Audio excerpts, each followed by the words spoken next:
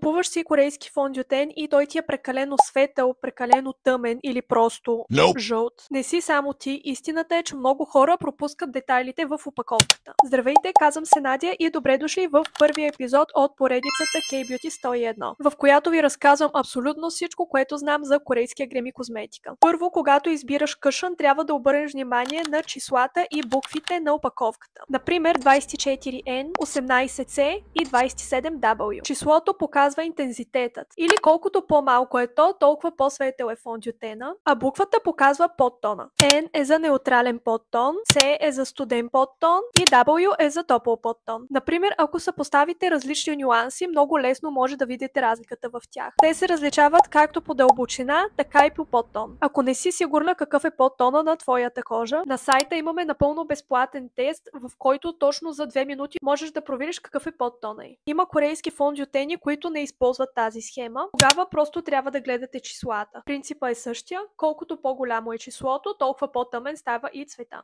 И имаме един бонус трик. Ако вече имаш фондютен, който ти пасва перфектно, тогава може би не е нужно да гадаеш нюанса си. Влез в този сайт горе, въведи марката и точният цвят на фондютена, който ти пасва перфектно, и сайта автоматично ще ти покаже резултати в корейските фондютени, които отговарят точно на твоя фондютен. Ако това видео ти беше полезно, не забравяй да последваш About Me и заповядай за епизод 2 от K-Beauty